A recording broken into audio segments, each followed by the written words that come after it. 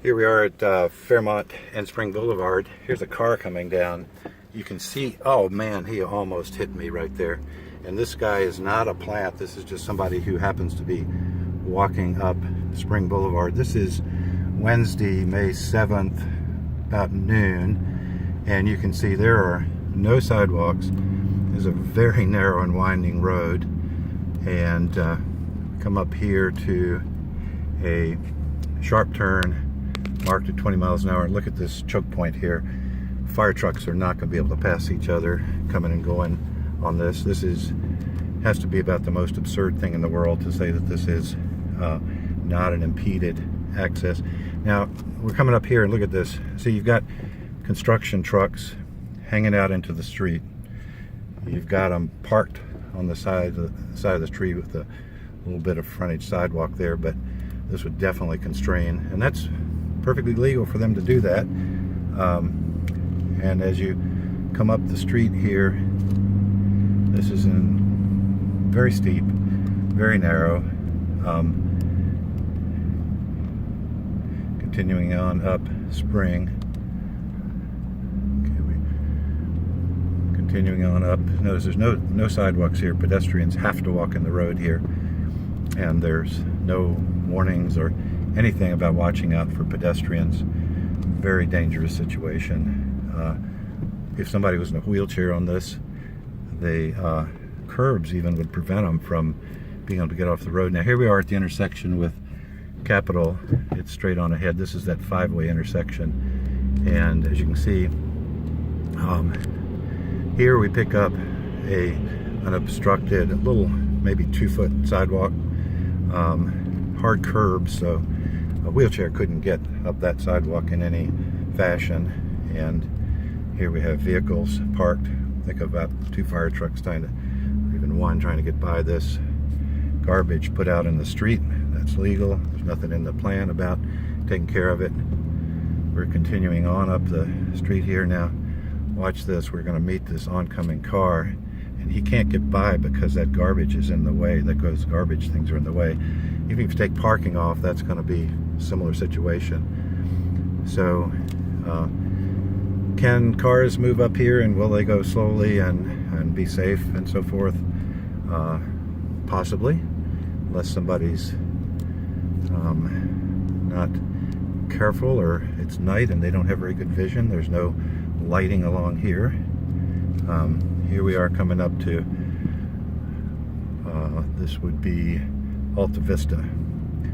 So now we come up, and there is no sidewalk here at all. Again, we're no sidewalk here, and we're into that quarter-mile period where you must actually provide pedestrian circulation. And here's the very tough, steep curve, which supposedly there's going to be fire trucks able to come around, but when they meet each other, one coming out to go to the hospital and another one coming in, they are not going to be able to move very quickly, or else they will endanger themselves and other people.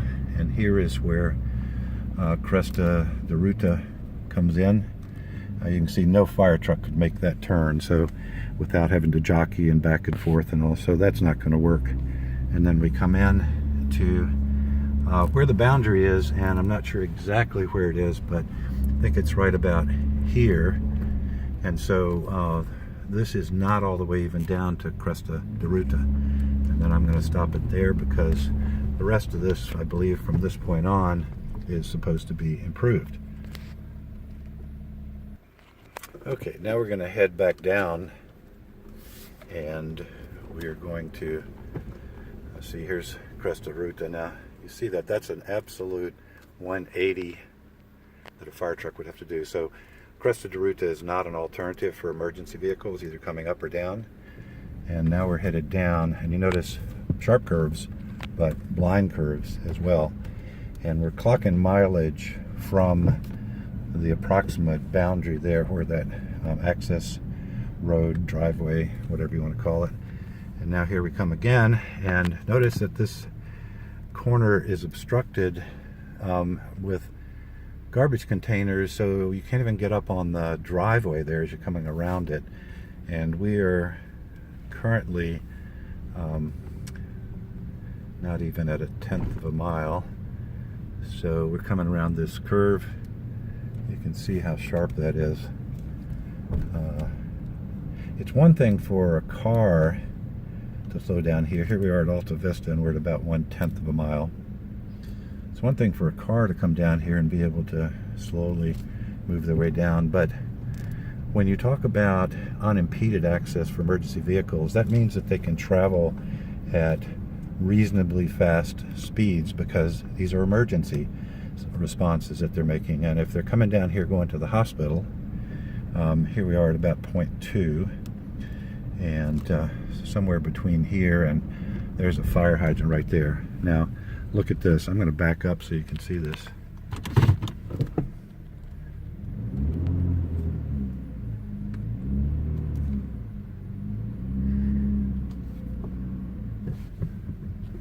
Okay, you can see that fire hydrant is just behind that little 2-foot sidewalk. Now, a fire truck, a pumper truck, this may not be the one they hook up to, but they have to stand off somewhere around 5 feet.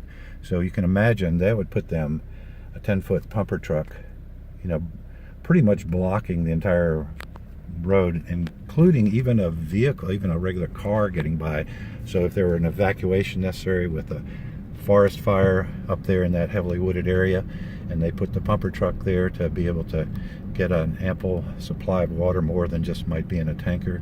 And so here we are at 0.3. So somewhere just behind us is that quarter-mile point that there need to be sidewalks that provide separation of pedestrians and motorized traffic. But as I was saying, so that pumper truck pulling in on one of those fire hydrants, that's going to obstruct anybody trying to evacuate. Now here's our pedestrian that we met earlier. He's coming on back up, walking around, and we're going to go up Madrona. Now look at what a fire truck would have to do to come around this curve here. First off, you'd have to make sure you didn't run over the pedestrian. This is not somebody that we planted. This is just a normal day. Somebody probably walking back from the university. So a sharp turn coming up, and now we're still headed up Madrona. This road gets even narrower, and there's no curbs. You couldn't possibly get two emergency vehicles through this choke point together. One of them meeting the other would have to back up. Here we come up to another sharp turn. This puts us on Highland, and we go around extremely tight curve again.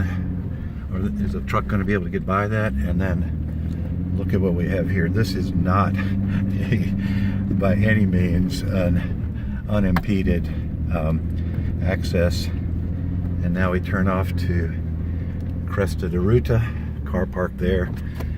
Couldn't get two fire trucks past this, one passing the other.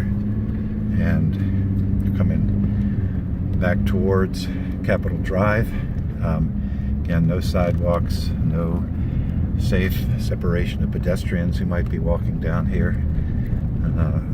Certainly, at least Spring Boulevard has to have that, and Cresta Ruta probably would have to have that for a quarter mile as well. And then we come up, and of course, cars parked here.